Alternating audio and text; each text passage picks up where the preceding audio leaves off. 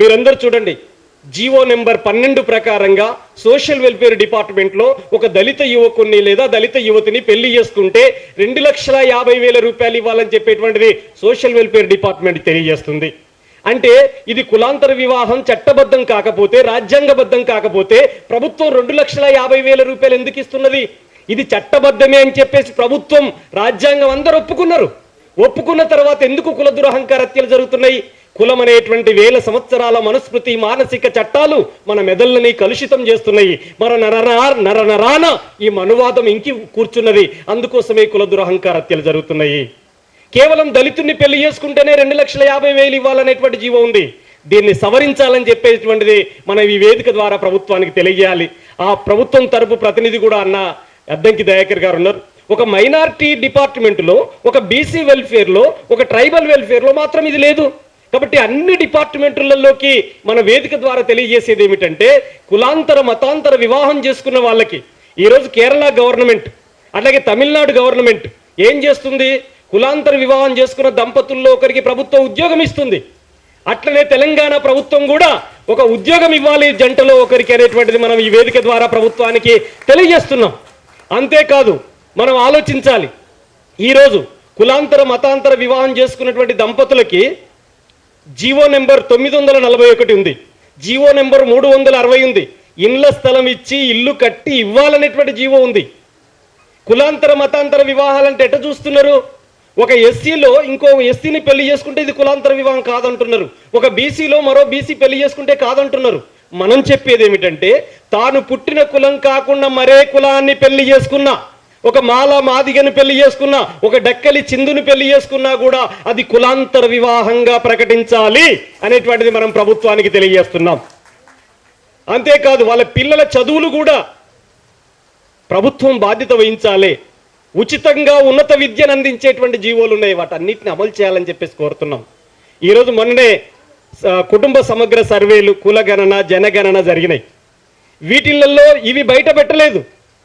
కులాంతర మతాంతర వివాహాలు చేసుకున్నటువంటి క్యాస్ట్లెస్ ఇండియన్స్ ఎంతమంది ఉన్నారు తెలంగాణ రాష్ట్రంలో అనేది ప్రభుత్వం ప్రకటించలేదు. ప్రకటించాలి అనేటువంటిది మనం ఈ వేదిక ద్వారా తెలియజేస్తున్నాను ప్రభుత్వానికి, ఎంతమంది ఉన్నారు అని చెప్పి.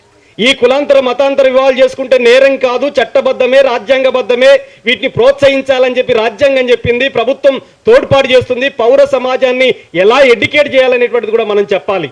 ఈరోజు సాంస్కృతిక సారథి అనేటువంటి ఒక కళా సంస్థ ఉంది. ఎయిడ్స్ చాలా ప్రమాదకరం, గుడంబ చాలా ప్రమాదకరం, మూఢ విశ్వాసాలు చాలా ప్రమాదకరం అని చెప్పేసి ప్రచార జాతాలు, ప్రభుత్వ సంక్షేమ పథకాలన్నిటిని కూడా ఇట్లాంటి పద్ధతులలో మనం నిర్వహిస్తున్నాం. అట్లనే కులాంతర వివాహాల్ని ప్రోత్సహిస్తూ సాంస్కృతిక కళా సారథి ఆధ్వర్యంలో గ్రామాన కళా ప్రదర్శనలు పెట్టేటట్టుగా ప్రభుత్వం ప్రయత్నం చేయాలనేటువంటిది మనం తెలియజేస్తా ఉన్నాను. చివరిగా, కులాంతర వివాహితులకు ప్రత్యేక రక్షణ చట్టం చేయాలి. రక్షణ చట్టమే కనుక లేకపోతే ఏమి జరుగుద్ది? ఈరోజు పోలీసులు కూడా అప్రమత్తంగా ఉండకుండా నిర్లక్ష్యపూరితంగా వ్యవహరిస్తూ ఉన్నారు. ఒక ఇద్దరు మేజర్స్ అయి పెళ్లి చేసుకుంటే కూడా కౌన్సిలింగ్ ఇచ్చి పోలీస్ స్టేషన్లో పెళ్లి చేయాల్సినటువంటి పోలీసులు దీన్ని మొత్తం కేసును ట్రాక్ తప్పించేటువంటి ప్రయత్నం చేస్తూ ఉన్నారు. ఈ పరిస్థితులలో కులాంతర వివాహితులకు రక్షణ చట్టం చేయగలిగితే, రాజస్థాన్ అసెంబ్లీ ఒక తీర్మానం చేసింది, తెలంగాణ అసెంబ్లీ కూడా కులాంతర వివాహితులకు ప్రత్యేక రక్షణ చట్టం కోరుతూ అసెంబ్లీ తీర్మానం చేయాలనేటువంటిది మనం ఈ వేదిక ద్వారా ఈ రాష్ట్ర ప్రభుత్వానికి తెలియజేస్తా ఉన్నాం. గతంలో కూడా మేమందరం కలిసి ఇక్కడున్న వహేద్ గారు, మేము, గతంలో దివంగత ఊసా గారు ఉండేది, అన్ని సంఘాలు కలిసి అన్ని రాజకీయ పార్టీల దగ్గరికి వెళ్ళాం. మీ మేనిఫెస్టోలో పెట్టండి, కులాంతర వివాహితులకు రక్షణ చట్టం కోసం పెట్టండి అని చెప్పేసి మనం అడిగితే కొన్ని పార్టీలు మాత్రమే, తెలంగాణ జనసభ పేరు మీద, అట్లాగే ఆ సిపిఎం పేరు మీద ఉన్నటువంటి ఆ పార్టీలు, కొన్ని పార్టీలు మాత్రమే అట్లా పెట్టడం అనేటువంటిది జరిగింది. కాబట్టి అన్ని రాజకీయ పార్టీలు మానవీయ కోణంలో ఆలోచించాలి. ఈ దాడులు, దౌర్జన్యాలను అరికట్టాలి. ఒక సమానత్వ భావాన్ని పెంపొందించాలి. పౌర సమాజంలో కూడా వీటిని ప్రోత్సహించేటువంటి చైతన్యాన్ని మనందరం కూడా ముందుకు తీసుకెళ్లాల్సిన అవసరం ఉంది అని చెప్పి తెలియజేస్తూ, ఈనాటి కార్యక్రమాన్ని మన వక్తలు, ఇప్పుడు ముఖ్య అతిథులలో 2 వక్తలు ఉన్నారు, వారితో పాటు ఇంకా మిగతా వక్తలు కూడా ఆన్ ది వేలో ఉన్నారు. వేణు ఊడుగుల గారు ఆన్ ది వేలో ఉన్నారు. అట్లాగే సిపిఎం రాష్ట్ర కార్యదర్శి జాన్ వెస్లీ గారు కూడా ఆన్ ది వేలో ఉన్నారు. వీళ్ళు కూడా హాజరవుతారు.